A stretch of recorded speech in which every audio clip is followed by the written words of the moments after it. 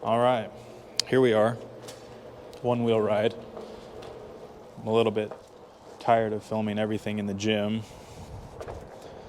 and so I thought we would do a quick one wheel ride outside and get a new scene.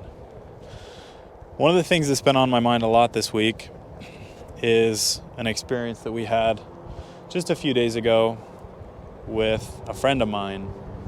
This friend of mine has been our general contractor for the main floor remodel since July, so it's been about 6 months. And we fired him. I fired him on Friday. And I've been thinking a lot about it. Going into it, I figured this person would be extra responsive, extra responsible, extra accountable, extra attentive because of our personal relationship.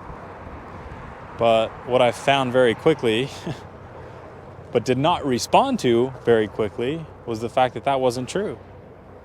The fact that it didn't matter, it didn't make a difference. And his performance was so horrible for months, and I didn't do anything about it, and that's my fault.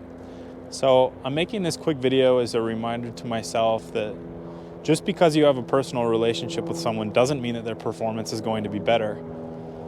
And there are a lot of risks mixing business with friendship, and I get that.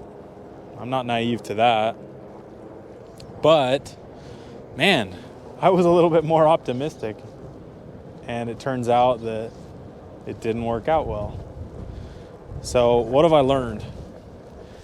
I've learned that you can't sacrifice your own well-being or the well-being of those you care about to preserve a personal relationship with someone who means less to you.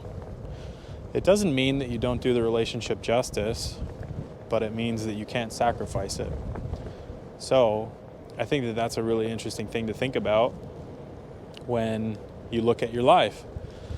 And what happened and it's making more sense even now that I'm just talking about it out loud, is that I sacrificed a little bit of well-being, maybe a lot of it, of the girls and of Michaela in order to preserve my relationship with this friend, to give him more chances, to let him show up and make it right, but that really didn't happen.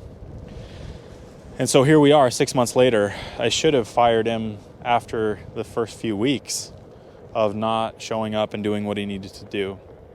And all of this has been going on during the NICU stay, during the PICU stay, all the healthcare challenges that we've had, all of the crazy things that have been going on with work. And I've absorbed that risk and all the things that I really shouldn't have been absorbing with the remodel had I had a more competent person. And maybe it's not even about competence.